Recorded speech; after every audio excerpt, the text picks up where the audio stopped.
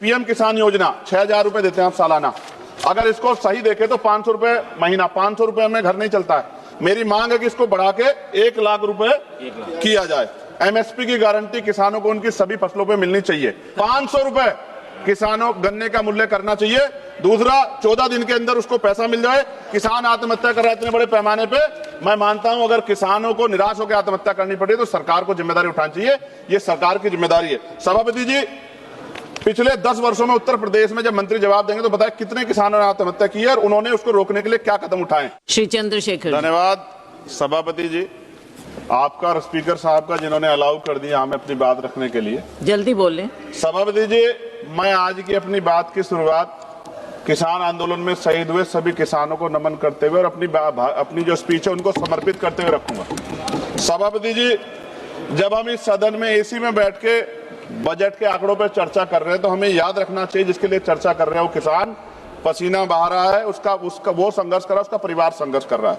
सभापति जी, आज भारत में लगभग 50% आबादी कृषि पर निर्भर है, लेकिन देश के कुल जीडीपी के कृषि का योगदान लगभग 15-16% है। इसका सीधा अर्थ यह है कि देश का सबसे बड़ा वर्ग जो हमारी खाद्य सुरक्षा सुनिश्चित करता है वह सबसे कम आय पर निर्भर है। ये केवल एक आर्थिक असंतुलन नहीं बल्कि सामाजिक न्याय का भी बड़ा प्रश्न है। तो मैं, क्योंकि समय का मैं गंभीरता से विषय पे बात रखनी है, मैं मंत्री जी से पूछना चाहता हूं कि जो कृषि का बजट है इस बार लगभग 1.5 लाख करोड़, पहली नजर में तो बड़ा दिख रहा है, लेकिन जो जमीनी जरूरतें अगर उनको देखते हैं तो ये तो बहुत कम दिखाई देता है। महंगाई लगातार बढ़ रही है। ये बजट किसानों की जरूरतों के अनुसार नहीं है बल्कि सरकार की प्राथमिकताओं के अनुसार है। इसको आपको देखना चाहिए। पीएम किसान योजना 6,000 रुपए देते हैं आप सालाना।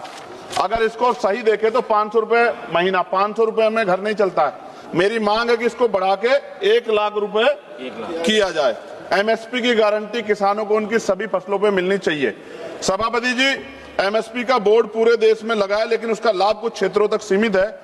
यह व्यवस्था का न्याय। किसान कीमत नहीं मांग रहा, वह अपना अधिकार मांग रहा है, इसलिए एमएसपी की कानूनी गारंटी सरकार को देनी चाहिए।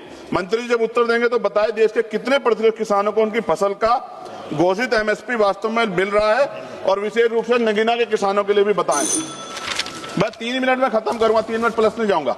फसल उगाता है मगर दाम नहीं मिलता, मेहनत का हक उसे हर शाम नहीं मिलता, बाजार में उसकी कीमत कोई और तय करते देता है, उसका पसीना भी जैसे सस्ता कर देता है। किसान भीख नहीं अपना अधिकार मांगता है, वो अपने पसीने का सिर्फ उचित दाम मांगता है।